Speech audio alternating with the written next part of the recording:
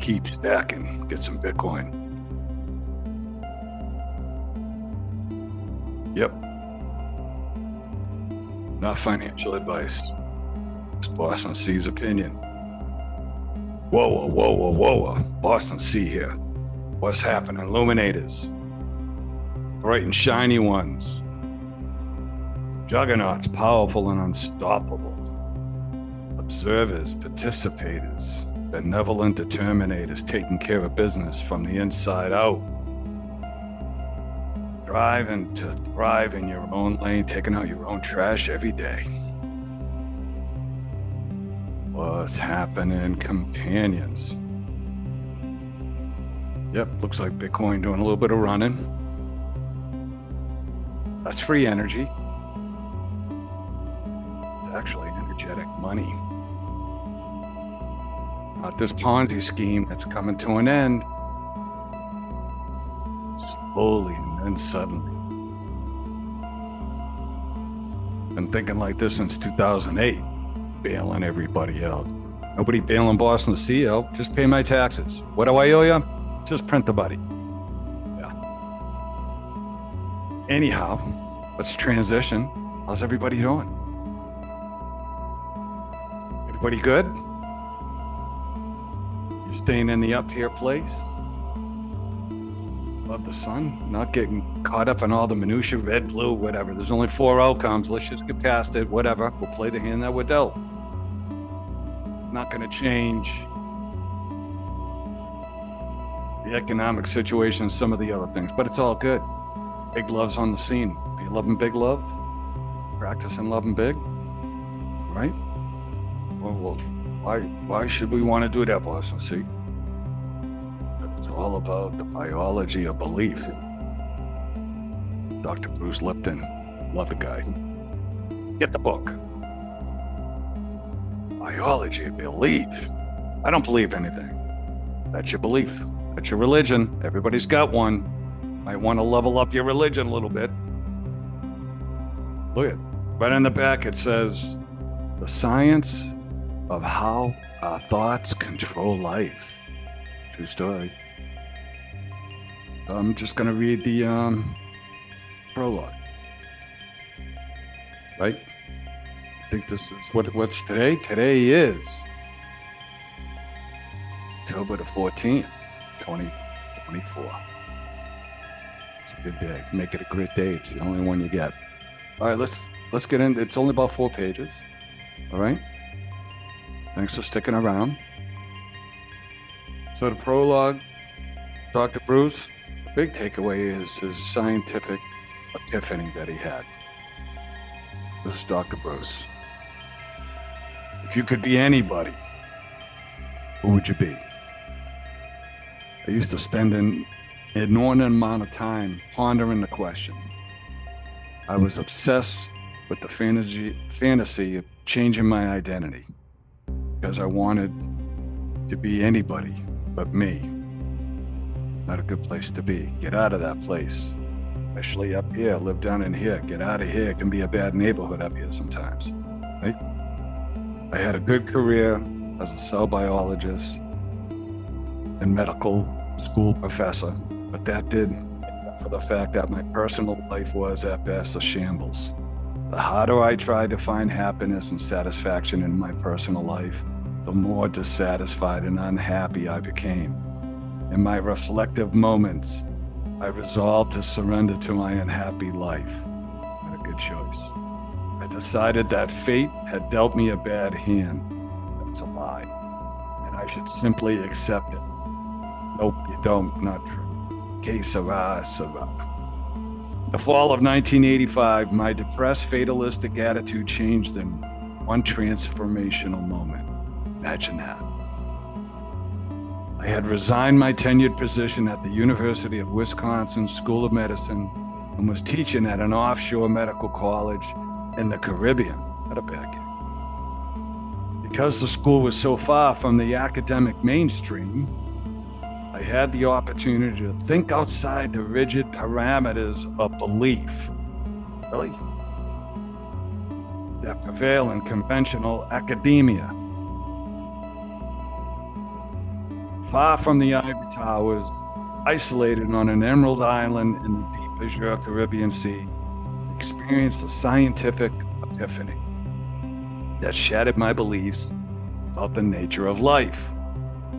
Everybody wants to know about the nature of life and where we fit in. Well, we fit in big time. Create your own reality, right? We all have our own unique dimensional reality. Electronic, magnetic, plasmatic beings that we are. We've been lied to. So here we go. My life-changing moment occurred when I was reviewing my research on the mechanisms by which cells control their physiology and behavior. Suddenly, I realized that a cell's life is fundamentally controlled by the physical and energetic environment with only a small contribution by its genes. Genes are simply molecular blueprints used in the construction of cells, tissues, organs. The environment serves as a contractor. You're your own contractor who reads and engages those genetic blueprints and is ultimately responsible for the character of a cell's life. You got 50 trillion cells in your body. You're the general contractor, right? It's a single cell's awareness. They're all aware.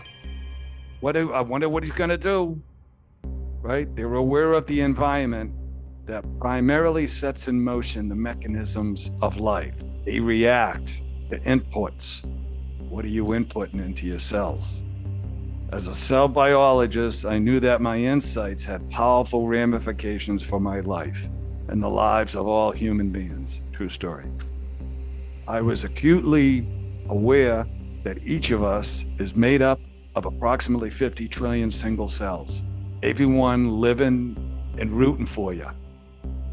I had devoted my entire professional life to better understanding single cells because I knew then and now know that the better we understand single cells, the better we can understand the community of cells.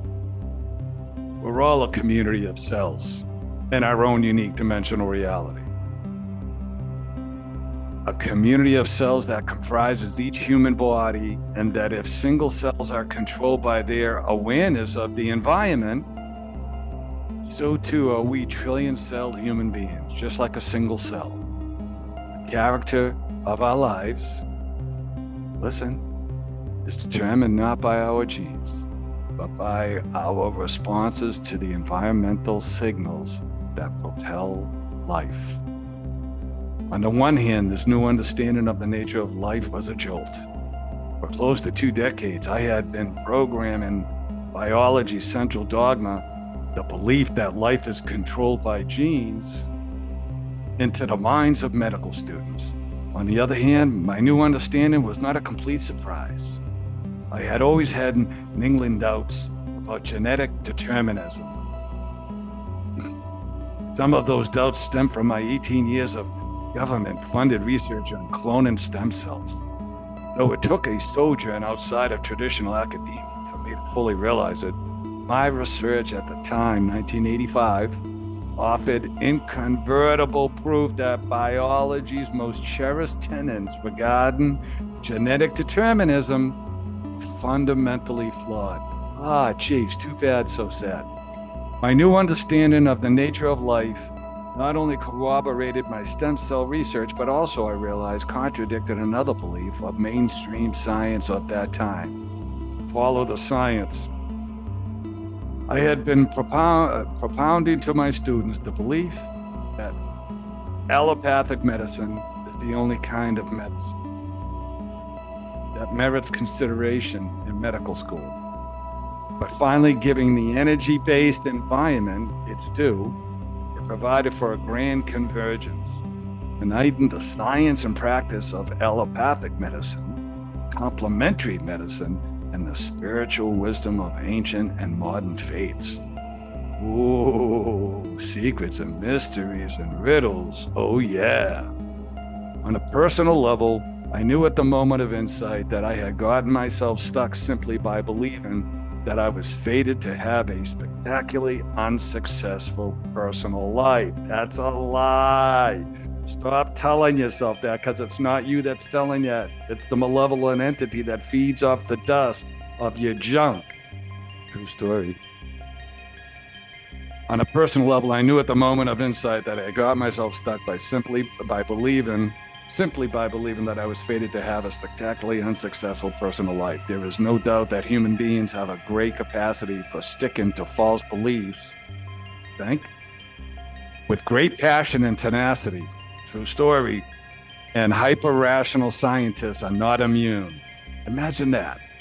Our well-developed nervous system, headed by our big brain, is testament that our awareness is far more complicated than that of a single cell. When our uniquely human minds get involved, we can choose to perceive the environment in different ways, unlike a single cell whose awareness is reflexive. That's where your soul comes in. Consciousness, reason, the mind, right? Conscious, subconscious, non-conscious, right? Your imagination, emotion, choosing well, your will, all of that. Those are the gateways right there, right? That you control. Kick out the malevolent junk that's in there. It's not you. Although you've been feeding it a lot lately. Long time. It's all good. Boston Sea, love you. I was exhilarated by the new realization that I could change the character of my life by changing my beliefs. Story. I was instantly energized because I realized that there was a science-based path that would take me from my job as a perennial victim to my new job as co-creator of my destiny. That good? 20 years ago. Book. It's been 30 years since that magical night in the Caribbean when I had my life-changing moment of insight, and 10 years since I published the first edition of The Biology of Belief. In the intervening years, and particularly in the last decade, biological research has corroborated the knowledge I gained on that early morning in the Caribbean. We're living in exciting times, for science is in the process of shattering old myths and rewriting a fundamental belief of human civilization. Belief that we are frail biochemical machines controlled by genes is giving way to an understanding that we are powerful creators of our lives in the world in which we live. It's all true. The times are indeed changing. Oh, they are. Which is why I'm particularly excited about this 10th anniversary edition of The Biology of Belief. Get the book. In fact, I thought about a new title for this edition, The Biology of Belief and Hope. However, I reconsidered because I like the alliteration of the original title. Nevertheless, during this time of change, despite I can't deny a slew of negative news headlines, I am filled with hope. Hope because the size and enthusiasm of the audiences for my lectures about the biology of belief, which has been published in 35 countries, have grown exponentially. Congratulations, Dr. Bruce. Well deserved, sir. Hope because more and more professionals who agree that biomedicine needs to change its drug-focused ways. Stay tuned. Observe. Be patient. And stay to be amazed, are coming to my lectures and engaging me in spirited debate. Hope because I've met so many people who get that the biology of belief isn't just about individual empowerment, and it certainly isn't just about me. I was deeply honored to receive the Goy Peace Award in 2009, and I was also thrilled that President of the Goy Peace Foundation, Hairu Sayonji, made it so clear that though I was the recipient, the award was actually for the new science outlined in the biology of belief. Winding down. This research has contributed to a greater understanding of life and the true nature of humanity, empowering wide layers of the public to take control of their own lives and become responsible co-creators of a harmonious planetary future. This is how it's going to happen. Your four brains, right? It is also my sincerest hope that everyone who reads The Biology of Belief recognizes that many of the beliefs that propel their lives are false, self-limiting. True story. You can take control of your life and set out on the road to health and happiness, and you can band together with others. You meet on that road so that humanity can evolve to a new level of understanding and peace. As for me, I am ever thankful for that moment of insight in the Caribbean. You're all going to have Caribbean moments. You're already having Caribbean moments. Listen to your intuition. The planet, 8.2 billion people on the planet are having Caribbean moments right now. True story. It's good, blessings. As for me, I'm ever thankful for that moment of insight in the Caribbean, which enabled me to create my now wondrous life. You can create, you do. Create your own reality. In the last decade, I've traveled around the world several times teaching the new biology, written 2 more books, Spontaneous Evolution, The Honeymoon Effect. The 2013 Spontaneous Evolution was 2009. Become a grandfather 3 times over. Congrats, Papa. And become a septuagenarian. Love it. Instead of slowing down with age, I feel more and more energized by the life I've created, the connections I've made with those who are also dedicated to creating a harmonious planet, and to the continuing honeymoon I'm enjoying with Margaret Horton, my best friend, my life partner, my love, as I described her in the first edition's dedication and still describe her now. Very nice, sir. In short, my life is so much richer and more satisfying that I no longer ask myself, if I could be anybody, who would I be? For me, the answer is a no-brainer. I want to be me. Be you. Don't be Boston C. Don't be Dr. Bruce. You be you. You do you. Don't do anybody else. Whatever you do hard things. Stanford graduate said that to Stanford grads. I think it was 2023, business school, graduation. I thought that was cool. Do hard things. Take the easy way out. Do hard things. Discipline. Or practice. Right? Do it for a long time. Buy Bitcoin for a long time. Right? Work on your character for a long time. What's your story? Write your story.